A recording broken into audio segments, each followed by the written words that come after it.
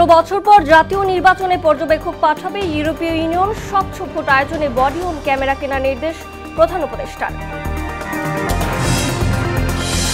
খুলনায় আলোচিত জোড়া খুন মামলার রায়ে 7 আসামির মৃত্যুদণ্ড, বেকসুর খালাস 2 জন রায়ে সন্তুষ্ট বাদী। জনবল সংকটে ব্যাহত নওগাঁর আত্রাই স্বাস্থ্য কমপ্লেক্সের চিকিৎসা কর্তৃপক্ষকে জানানো হয়েছে বললেন স্বাস্থ্য কর্মকর্তা।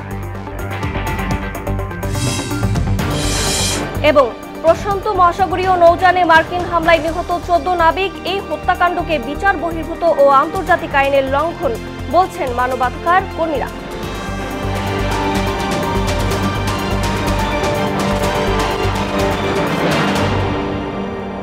আসসালামু আলাইকুম, সবাইকে মোহনা সংবাদে স্বাগত। শুনছিলেন শিরোনাম, পুরো সংবাদের সঙ্গে আছি আমি রজনী রহমান। 16 বছর পর জাতীয় নির্বাচনে পর্যবেক্ষক দল পাঠাচ্ছে ইউরোপীয় ইউনিয়ন ইইউ। দেশের 2008 সালের পর এবারই প্রথমবারের মতো জাতীয় নির্বাচন পর্যবেক্ষণে ফুল মিশন পাঠাচ্ছে তারা। মঙ্গলবার ঢাকায় প্রধান উপদেষ্টা ডক্টর মোহাম্মদ ইউনূসের সঙ্গে বৈঠকের পর এক বিবৃতিতে এই তথ্য জানায় বাংলাদেশে নিযুক্ত ইইউ ডেলিগেশনের প্রধান মাইকেল মিলার। বিবৃতিতে জানানো হয়, ইইউর এই পর্যবেক্ষক দলে থাকবে 150 থেকে 200 জন পর্যবেক্ষক, যারা নির্বাচনের প্রায় 6 সপ্তাহ আগে থেকেই কার্যক্রম শুরু করবেন। সেই অনুযায়ী মিশনের সদস্যরা জানুয়ারির মাঝামাঝি সময়ে ঢাকায় পৌঁছাবেন বলে ধারণা করা হচ্ছে।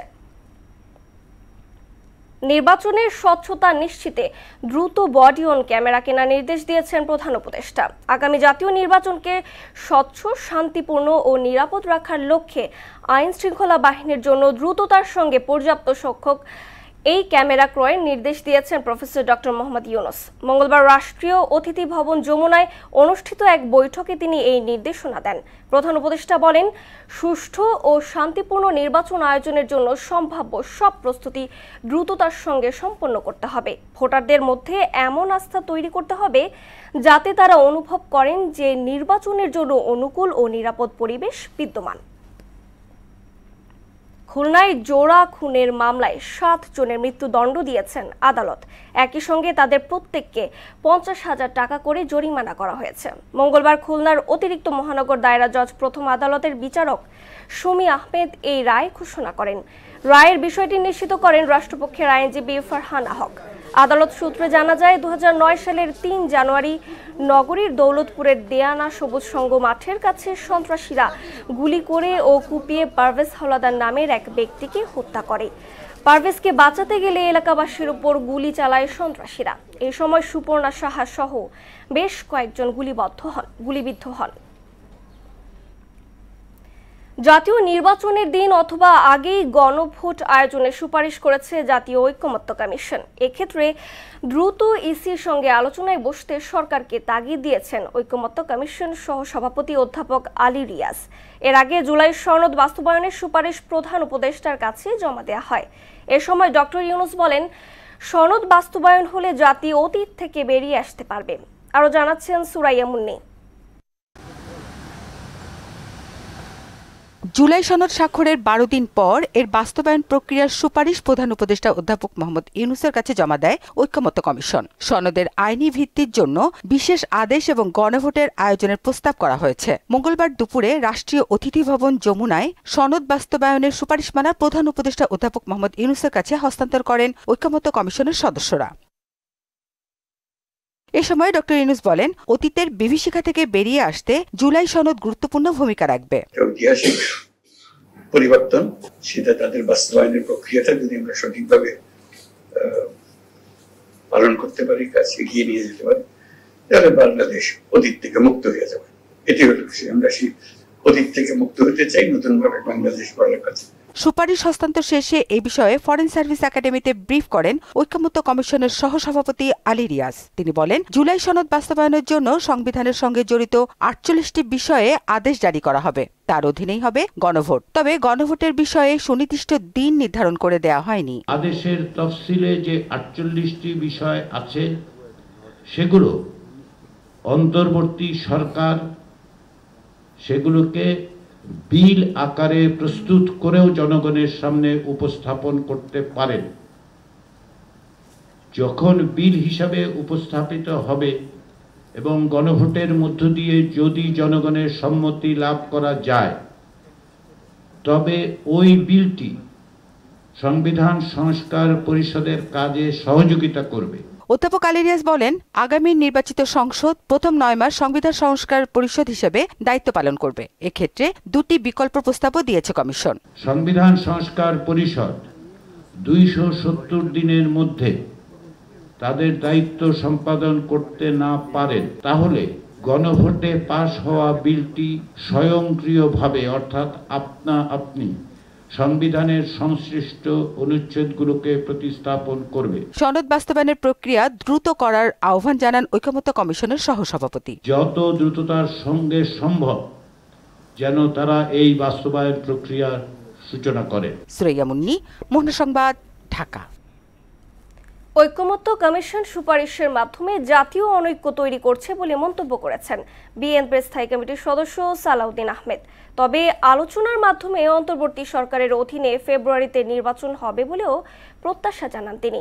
মঙ্গলবার বিকেলে সচিবালয়ে আইন উপদেষ্টা আসিফ নজরুলের কাছে এই দাবি লিখিত জমা দেন সালাউদ্দিন আহমেদ। পরে ব্রিফিংয়ের অভিযোগ করেন, বিএনপির দেয়া নোট অফ ডিসেন্ট কমিশনের সুপারিশে প্রতিফলিত হয়নি। আরপিও সংশোধনীতে দলের পাশাপাশি জোটের প্রতীকে নির্বাচন করতে পারার ধারা পুনর্বহালের দাবিও জানান তিনি।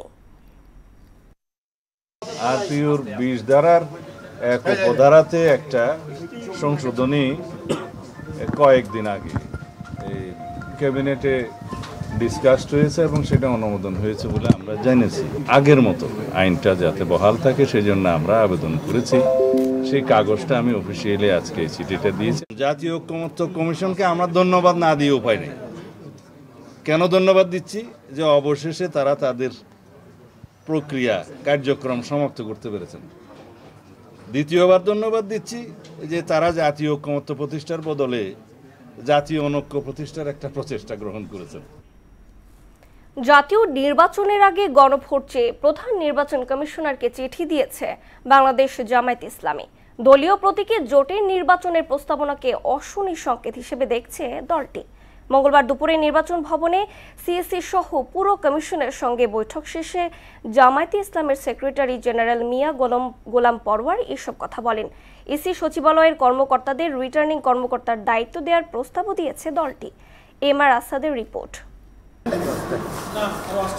নিবন্ধন ও প্রতীক ফিরে পাওয়ার পর মঙ্গলবার দ্বিতীয়বারের মতো আনুষ্ঠানিকভাবে নির্বাচন ভবনে আসে জামায়াতের প্রতিনিধি দল। সিইসি সহ পুরো কমিশনের সঙ্গে প্রায় 2 ঘণ্টা বৈঠক করে দলটি। আলোচনা হয় গণভোট, ভোটের প্রস্তুতি সহ বিভিন্ন বিষয়ে। পরে সাংবাদিকদের ব্রিফ করেন জামায়াতের সেক্রেটারি জেনারেল মিয়া গোলাম পরওয়ার।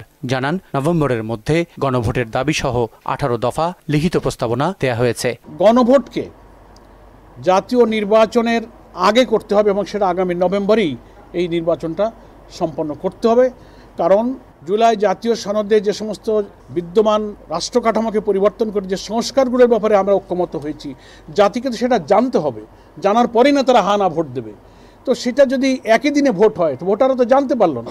নিজ নিজ দলের প্রতীকে জোটবদ্ধ নির্বাচনের বিরোধিতাকে লেভেল প্লেইং ফিল্ডের জন্য অশনি সংকেত বলেও মন্তব্য করেন মিয়া গোলাম পরওয়ার। যখন সংস্কার কমিশন আলোচনা হল তখন তো ওনারা আপত্তি দিতে পারতেন, রিটার্ন আলোচনা হতে পারতেন, অনেক প্রক্রিয়া তো ছিল, কিন্তু সেখানে মানা হলো। উপদেষ্টা পরিষদের মিটিং হয়ে গেল, তারপরের দিন এসে চিঠি দিয়ে বলছেন যে না, এটাকে সংশোধন করতে হবে। আমরা মনে করি এটা একটা অ্যালার্মিং যে লেভেল প্লেইং ফিল্ড লঙ্ঘন করার এই প্রবণতা ইলেকশনের 4 মাস আগে, এটা আমাদের সুষ্ঠু নির্বাচনের জন্য একটা অশনি সংকেত। বর্তমান পরিস্থিতিতে আইন শৃঙ্খলা নিয়ন্ত্রণে রাখা সুষ্ঠু ভোটের জন্য চ্যালেঞ্জ বলেও উল্লেখ করেন তিনি। নির্বাচনী আইনে, আরপিওতে যা যা দলের জন্য প্রযোজ্য সবাই যেন সমানভাবে ভোগ করতে পারবেন। এমআর আসাদ, মোহনা সংবাদ, ঢাকা। সংস্কারের বিপক্ষে অবস্থান নেয়ার রাজনৈতিক দলের সঙ্গে এনসিপির জোট হওয়ার সম্ভাবনা নেই বলে জানালেন দলটির আহ্বায়ক নাহিদ ইসলাম। মঙ্গলবার দুপুরে রাজশাহী পর্যটন মোটেলে বিভাগীয় প্রার্থীদের সাক্ষাৎকার গ্রহণকালে সাংবাদিকদের প্রশ্নের জবাবে এই কথা বলেন তিনি। নির্বাচন ঘিরে ফ্যাসিবাদী শক্তির ষড়যন্ত্র চলছে অভিযোগ করে ডক্টর ইউনূসের নেতৃত্বে যথানিয়মেই ভোট অনুষ্ঠিত হবে বলেও আশা ব্যক্ত করেন এনসিপির এই শীর্ষ নেতা। জুলাই সনদ বাস্তবায়নের ঐক্যমত্য কমিশনের সুপারিশের মাধ্যমে রাষ্ট্র কাঠামোয় যুগান্তকারী পরিবর্তন হবে বলে মন্তব্য করেছেন সুপ্রিম কোর্টের আইনজীবী অ্যাডভোকেট শিশির মনির। মঙ্গলবার এনসিপি আয়োজিত জুলাই সনদ বাস্তবায়ন রূপরেখা শীর্ষক আলোচনা সভায় অংশ নিয়ে তিনি আরও বলেন, জুলাই সনদ বাস্তবায়নের সুফল ৩০ বছরের মধ্যে দৃশ্যমান হবে। এতে এনসিপির মুখ্য সমন্বয়ক নাসির উদ্দিন পাটোয়ারি বলেন, প্রধান উপদেষ্টাকে শহীদ মিনারে এসে জুলাই সনদ বাস্তবায়ন আদেশ জারি করতে হবে। এর বাহিরে তার কোনো সেফ এক্সিট নেই। নোট অফ ডিসেন্টের কবল থেকে আমরা মুক্তি পেয়েছি। যে যাই নোট অফ ডিসেন্ট দিয়েছেন, আমি মনে করি যে দলই দিয়ে থাকেন, জামাত ইসলামী দেন, বিএনপি দেন, এনসিপি দেন, যে যেখানেই নোট অফ ডিসেন্ট দিয়েছেন, এই নোট অফ ডিসেন্টগুলো স্বেচ্ছায় সজ্ঞানে নিজ দায়িত্বে সকলেরই তুলে নেওয়া দরকার। এইটা যদি প্র্যাকটিস করা যায় আগামী 10, 20, 30 বছর, তাহলে বাংলাদেশ একটা নতুন শেপ নিবে, নতুন একটা কাঠামোগত পরিবর্তন ডেভেলপ হবে। ডক্টর ইউনূস শহীদ মিনারে যেতে হবে, সেখানে গিয়ে জুলাই সনদের আদেশ জারি করবেন, সাইন করবেন, আমরাও সেখানে সাইন করব। সকল আহত শহীদ, জুলাই ফ্যামিলি, দেশপ্রেমিক যারা রয়েছে সকলকে উনি আহ্বান জানাবেন। সকলে মানবতা বিরোধী অপরাধের পৃথক 2 মামলায় জাসদ সভাপতি হাসানুল হক ইনু ও আওয়ামী লীগ নেতা মাহবুবুল আলম হানিফ সহ 4 জনের বিরুদ্ধে অভিযোগ গঠনের আদেশ দেওয়া হবে 2রা নভেম্বর। মঙ্গলবার সকালে আন্তর্জাতিক অপরাধ ট্রাইব্যুনাল 2-এর চেয়ারম্যান বিচারপতি নজরুল ইসলাম চৌধুরীর নেতৃত্বাধীন 3 সদস্যের বিচারিক প্যানেল আদেশের দিন ধার্য করেন। মেজবা রহমানের রিপোর্ট। জুলাই আন্দোলনে কুষ্টিয়ায় 6 হত্যাকাণ্ড সহ 8 অভিযোগে মানবতা বিরোধী অপরাধের মামলায় জাসদ সভাপতি হাসানুল হক ইনু সহ 4 জনের বিরুদ্ধে আনুষ্ঠানিক অভিযোগ গঠনের শুনানি শেষ হয়েছে। এদিন আসামি পক্ষের আইনজীবী মনসুরুল হক চৌধুরীর শুনানি শেষ হয়। হাসানুল হক ইনুকে এই মামলা থেকে অব্যাহতির আবেদন করেন স্টেট ডিফেন্স মনসুরুল হক চৌধুরী। তিনি বলেন, প্রসিকিউশনের পক্ষ থেকে ভিত্তিহীন ও মন গড়া অভিযোগ দাখিল করা হয়েছে। রাষ্ট্রপক্ষ এই অভিযোগ প্রমাণ করার জন্য আদালতে যে সকল তথ্য উপাত্ত উপস্থাপন করেছেন তার অংশবিশেষ আদালতের দৃষ্টি আকর্ষণ করে বলেছে, সুপিরিয়র রেসপন্সিবিলিটি প্রমাণ করার এমন কোনো তথ্য উপাত্ত রাষ্ট্রপক্ষ ওনার বিরুদ্ধে উপস্থাপন করতে পারেন নাই। আর দ্বিতীয় যে চার্জ, কমপ্লিসিটি, ওনার যে সম্পৃক্ততা, এই ব্যাপারেও কোনো তথ্য উপাত্ত আনতে পারেন নাই। হাসানুল হক ইনুর বিরুদ্ধে অভিযোগ গঠনের আদেশের জন্য আগামী 2রা নভেম্বর দিন ধার্য করেন ট্রাইব্যুনাল। ট্রাইব্যুনাল আমাদের কথা শুনেছেন, আগামী 2 তারিখ না, 2 তারিখে 2রা নভেম্বর পরবর্তী আদেশের জন্য রেখেছেন। এদিকে জুলাই আগস্টে সংগঠিত মানবতা বিরোধী অপরাধের অন্য এক মামলায় আওয়ামী লীগ নেতা মাহবুবুল আলম হানিফ সহ 4 আসামির বিরুদ্ধে অভিযোগ গঠনের আদেশ দেওয়া হবে আগামী 2রা নভেম্বর। এই মামলা থেকে 4 আসামির অব্যাহতির আবেদন করেন রাষ্ট্রনিযুক্ত আইনজীবী আমির হোসেন। মেজবা রহমান, মোহনা সংবাদ, ঢাকা। জনবল সংকটে ধুকে ধুকে চলছে নওগাঁর আত্রাই উপজেলার স্বাস্থ্য কমপ্লেক্সের চিকিৎসা সেবা। 31 জন ডাক্তারের বিপরীতে আছে মাত্র 8 জন। এতে প্রতিনিয়ত চিকিৎসা সেবা দিতে হিমশিম খেতে হচ্ছে তাদের। ডাক্তার সহ অন্যান্য জনবল সংকটের বিষয়ে ঊর্ধ্বতন কর্তৃপক্ষকে জানানো হয়েছে বললেন উপজেলা স্বাস্থ্য ও পরিবার পরিকল্পনা অফিসার হাবিবুর রহমানের প্রতিবেদন জানাচ্ছেন তাসিন তারিন। নওগাঁর আত্রাই উপজেলা স্বাস্থ্য কমপ্লেক্সটি কাগজে কলমে 50 শয্যা হলেও প্রকৃতপক্ষে 31 শয্যা বিশিষ্ট হাসপাতালের কার্যক্রম চালু রয়েছে। 31 জন ডাক্তারের বিপরীতে আছে মাত্র 8 জন। প্রতিদিন গড়ে 300 রোগী আসেন সেবা নিতে, তাতে হিমশিম খেতে হচ্ছে ডাক্তার ও নার্সদের। প্রয়োজনীয় ডাক্তার সহ বিভিন্ন বিভাগে জনবল সংকটে প্রাপ্য সেবা থেকে বঞ্চিত উপজেলা 2 লক্ষাধিক মানুষ। চিকিৎসা ভালো পাওয়া যায়, ডাক্তার আরো ভালো পালে চিকিৎসা আরো ভালো তবে হাসপাতালের ডাক্তার নার্সদের দাবি, জনবল সংকট থাকলেও সেবা দিতে যথাসাধ্য চেষ্টা করছেন তারা। আর টেকনিশিয়ানরা বললেন, সঠিক সেবা দিতে হলে আরো লোকবল দরকার। আমরা 3 জন মেডিকেল অফিসার মিলে ইমার্জেন্সি সামলাচ্ছি এবং ইনডোর সামলাচ্ছি। আমাদের মানে কোনো ছুটি নাই। তার শর্ট থাকার কারণে রোগীর চিকিৎসা ব্যাহত হচ্ছে, আরও ডাক্তারের দরকার। ডাক্তারের পাশাপাশি আমরা আমাদের সাধ্য অনুযায়ী আমরা চিকিৎসা সেবা দিয়ে চলব। বর্তমানে যে মেশিনটা আছে এটা 300 mm পোর্টেবল এক্সরে, এটাতে সব ধরনের এক্স-রে হয় না। সংকটের বিষয়টি স্বীকার করে উপজেলা স্বাস্থ্য ও পরিবার পরিকল্পনা কর্মকর্তা জানালেন, বিষয়টি ঊর্ধ্বতন কর্তৃপক্ষকে জানানো হয়েছে। মোট ডাক্তার পদবি আছে হচ্ছে 25 জন, বিশেষজ্ঞ ডাক্তার থাকার কথা 11 জন, সেখানে আছে আমার মাত্র 2 জন, একজন অ্যানাস্থেটিস্ট এবং একজন শিশু বিশেষজ্ঞ। আর হচ্ছে আমার মেডিকেল অফিসার থাকার কথা 14 জন, সেখানে আছেন 5 জন কর্মরত আছে। প্রয়োজনীয় ডাক্তার সহ লোকবল নিয়োগ দিয়ে সেবার মান বৃদ্ধি করবে কর্তৃপক্ষ, এমনটাই দাবি সেবা প্রত্যাশীদের। তাহসিন তারিন, মোহনা সংবাদ। শীতের আগমনী হাওয়ায় প্রাণ ফিরে পেয়েছে ফুলের রাজ্য খ্যাত যশোরের ঝিকরগাছার গদখালি ও পানিসারা অঞ্চল। গদখালি ফুল বাজারে প্রতিদিন বিক্রি হচ্ছে প্রায় কোটি টাকার ফুল। তাই কুয়াশা ভেদ করে মাঠে মাঠে বীজতলা তৈরি, জমিতে সেচ ও পরিচর্যায় ব্যস্ত সময় পার করছেন চাষিরা। বাগানের পরিধি বাড়তে সার্বিক সহযোগিতা করছে কৃষি বিভাগ। ইকরামুল ইসলামের প্রতিবেদন, জানাচ্ছেন আফরিন পপি। ফুলের ভরা মৌসুমে বীজতলা তৈরি, সেচ ও পরিচর্যায় ব্যস্ত সময় কাটাচ্ছেন ফুলের রাজ্য খ্যাত যশোরের ঝিকরগাছার গদখালি ও পানিসারা অঞ্চলের কৃষকরা। আসন্ন বিজয় দিবস, নববর্ষ, বসন্ত বরণ ও ভালোবাসা দিবসের বাজার ধরাই এখন তাদের মূল লক্ষ্য। গ্লাডিওলাস, রজনীগন্ধা, গোলাপ, গাঁদা, জারবেরা, জিপসি ও চন্দ্রমল্লিকার পাশাপাশি টিউলিপ চাষ করে চমক দেখিয়েছেন কয়েকজন চাষি। টিউলিপ চাষের সম্ভাবনা যাচাইয়ে গদখালি হতে পারে নতুন দিগন্তের সূচনা। 50 শতক জমিতে আমার ফুল চাষ করছি। 50 থেকে 60,000 টাকা খরচ আছে। আমি আশা করি 1 থেকে 1.5 লাখ টাকা আমি সামনে পাবো। প্রচুর খরচ করেছি, সামনে আমাদের আশা আছে যে লাভবান হবো অনেক। শীতকালীন আমাদের একটা মানে ফুলের যে একটা বাজার, সেটা সবচেয়ে বড় হাই বাজার থাকে, বেশি বড় বাজার হয়। গদখালি ফুলের বাজারে দেশের বিভিন্ন প্রান্ত থেকে আসছেন পাইকাররা। প্রতিদিন বিক্রি হচ্ছে প্রায় কোটি টাকার ফুল। প্রতিটি গোলাপ 4 থেকে 5 টাকা, রজনীগন্ধা 6, গ্লাডিওলাস 12 থেকে 15 আর প্রতি পিস জারবেরা বিক্রি হচ্ছে 12 থেকে 14 টাকায়। বাজারেও নিত্য নতুন ফুল আসা শুরু হয়েছে এবং দামও খুব ভালো পাচ্ছে চাষিরা। এই কারণে আমাদের চাষিরাও ইনশাল্লাহ খুব সন্তুষ্ট।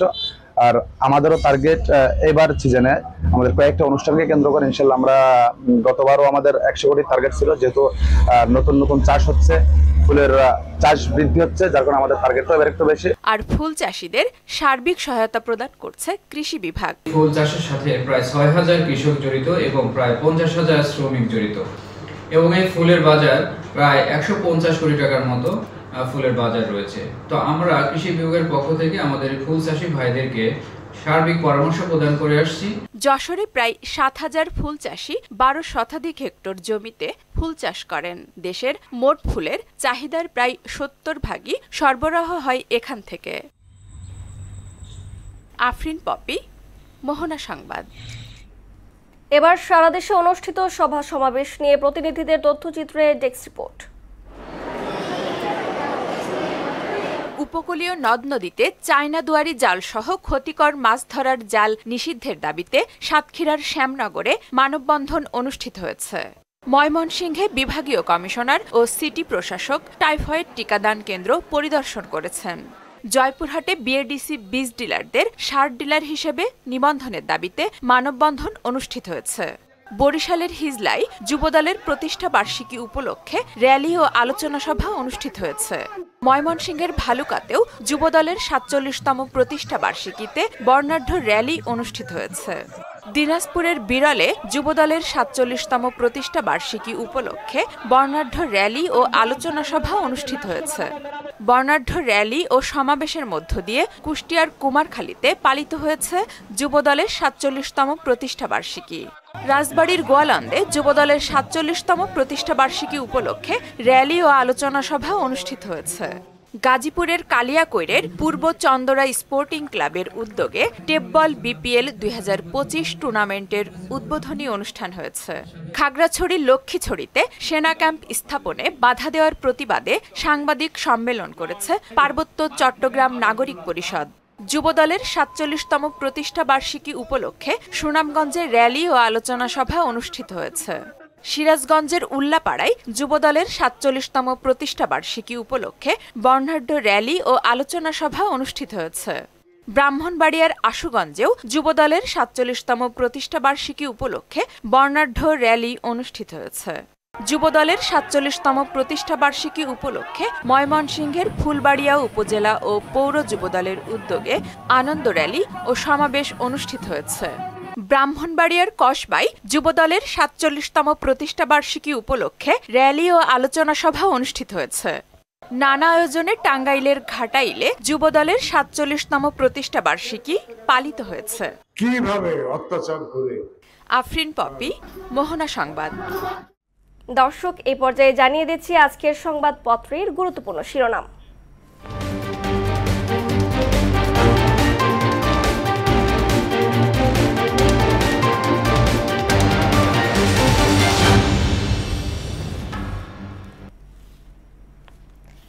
প্রথম আলো সংবাদ করেছে, গণভোট কবে সিদ্ধান্ত দেবে সরকার। সংস্কার কমিশনের প্রস্তাব থেকে কিছু ধারা বাদ পড়ছে। দৈনিক ইত্তেফাক, পদ্মার চরে মাঠ দখল নিয়ে গোলাগুলিতে নিহত ৩। চট্টগ্রামে মধ্যরাতে যুব দলের গোলাগুলি, ছাত্রদল কর্মী নিহত। সমকাল, সঞ্চয়পত্রের সার্ভার ব্যবহার করে জালিয়াতি। গণভোট প্রশ্নে একদিকে বিএনপি, অন্যদিকে জামায়াত ও এনসিপি। বাংলাদেশ প্রতিদিন, ঐক্যমত্যের অনৈক্যের সুপারিশ। চরম ক্ষুব্ধ বিএনপি, অস্পষ্ট বলছে এনসিপি। দেশজুড়ে নির্বাচনী আমেজ।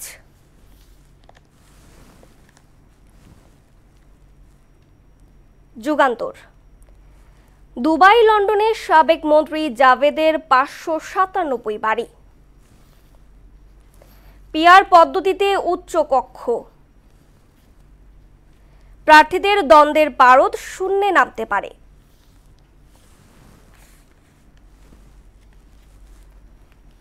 Daily Star, parties far apart on crucial issues. Government has to decide on referendum time. Consensus Commission submits to government its recommendation on July Charter implementation. এই ছিল সংবাদপত্রের গুরুত্বপূর্ণ শিরোনাম। শেষ করব মোহনা সংবাদ, যাবার আগে শিরোনামগুলো আরো একবার।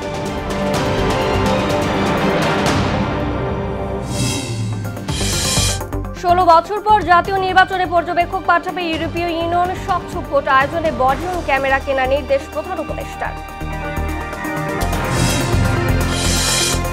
খুলনায় আলোচিত জোড়া খুন মামলার রায়ে 7 আসামির মৃত্যুদণ্ড, বেকসুর খালাস 2 জন, রায়ে সন্তুষ্ট বাদী।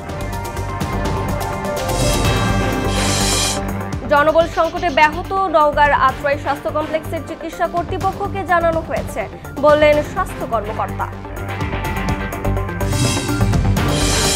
এবং প্রশান্ত মহাসাগরীয় নৌযানে মার্কিন হামলায় নিহত 14 নাবিক। এই হত্যাকাণ্ডকে বিচার বহির্ভূত ও আন্তর্জাতিক আইনের লঙ্ঘন বলছেন মানবাধিকার কর্মীরা। এই ছিল মোহনা সংবাদে। পরবর্তী সংবাদ দুপুর 1টায়। এর আগে সকাল 11টায় দেখবেন সংবাদ এক নজরে। মোহনার সবশেষ খবর জানতে ভিজিট করুন www.mohana.tv। সংবাদ দেখতে পারেন ফেসবুক, ইউটিউবেও। এতক্ষণ সঙ্গে থাকার জন্য ধন্যবাদ।